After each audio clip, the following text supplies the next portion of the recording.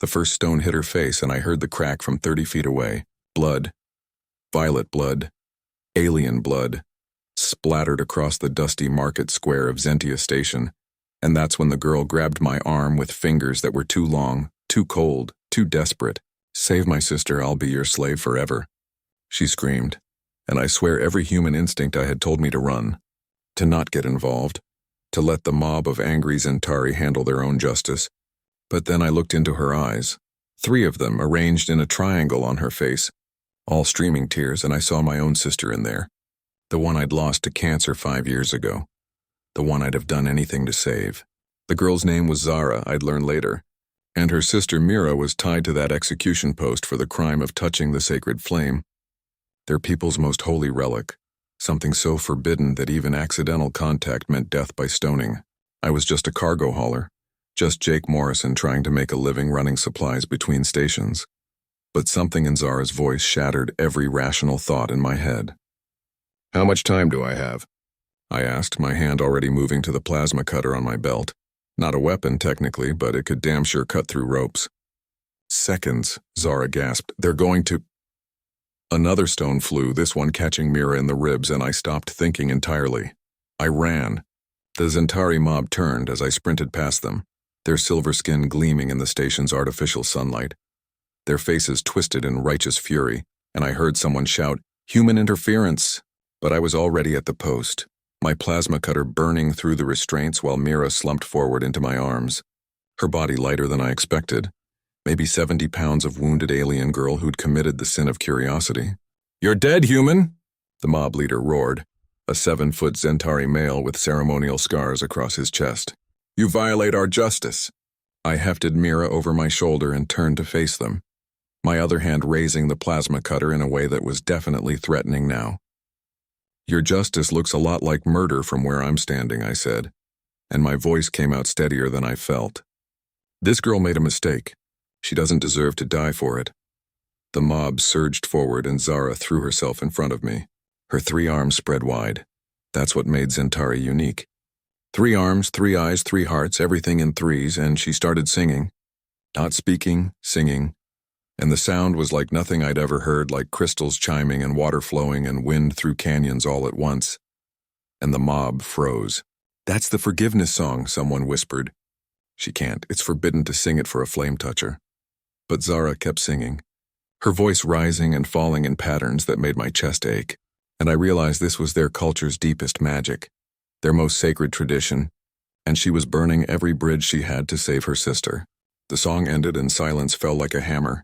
The mob leader's face cycled through emotions I couldn't read, then settled on something that might have been discussed. "You choose exile then," he said to Zara.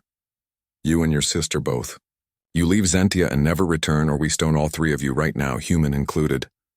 Zara's shoulders slumped, but she nodded. "We leave." I backed away slowly, Mira still unconscious on my shoulder, Zara pressed against my side, and the mob parted to let us through, their eyes burning with betrayal and rage.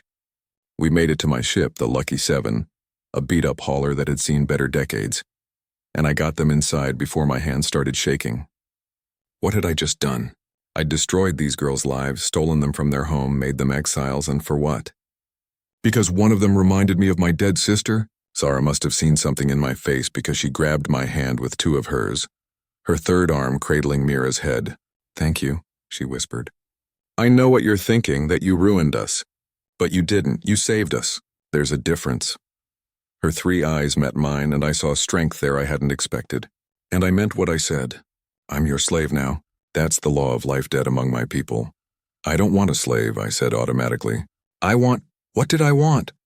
I looked at Mira's battered face already swelling, her violet blood staining my deck. "I want to get her to a med bay.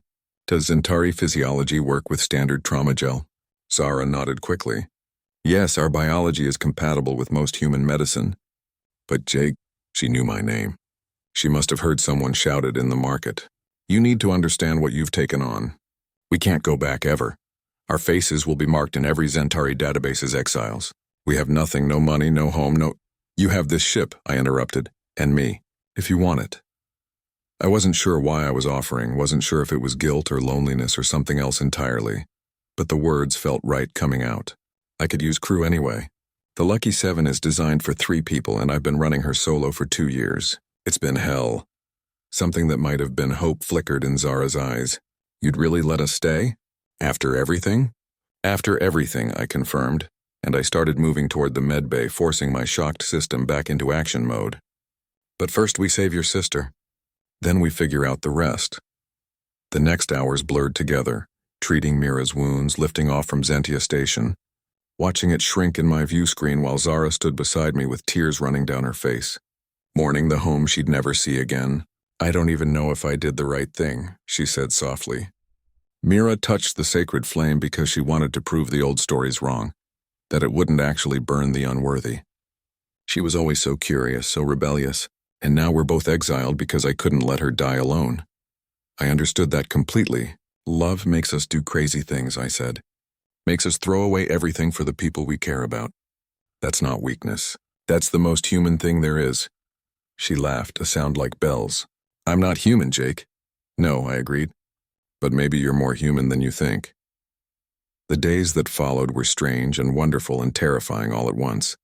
Mira healed faster than expected, her 3 hearts pumping regenerative compounds through her system that human doctors would have killed to study. When she finally woke up fully, she looked at me with confusion, then understanding, then gratitude that made me look away. You're the human who saved us, she said, her voice younger than Zara's, more uncertain. Why? It was the same question I'd been asking myself.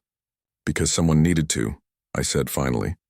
Because standing by and watching people die when you can stop it, that makes you complicit. That makes you part of the mob.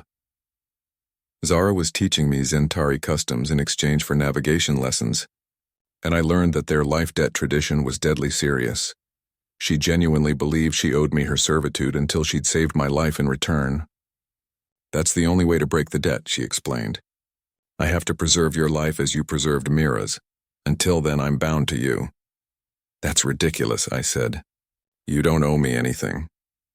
But she just smiled with that alien smile that I was starting to find beautiful. Tell that to my 3 hearts, Jake. They know the truth even if you don't. 3 weeks into our journey, we hit trouble. Pirates, human ones, unfortunately, who saw my transponder and decided a lone hauler was easy prey. They were wrong.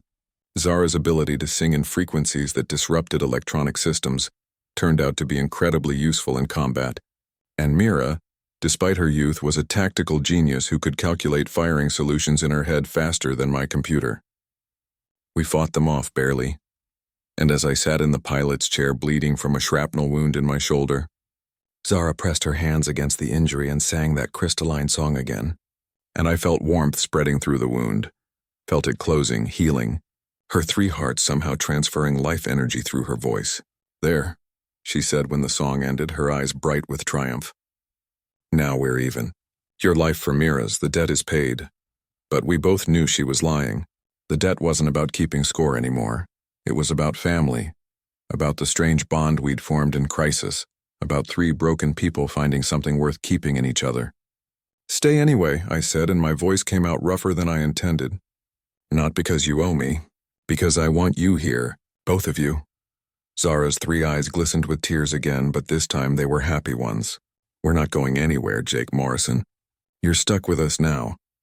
And as the Lucky 7 jumped to hyperspace, carrying us toward whatever adventures waited in the next system, I realized that saving those 2 alien girls in that market square was the best decision I'd ever made.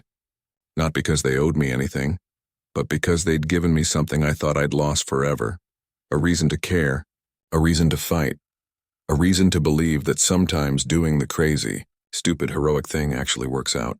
Sometimes desperate girls with 3 hearts and impossible songs change your life completely, and all you can do is hold on and enjoy the ride.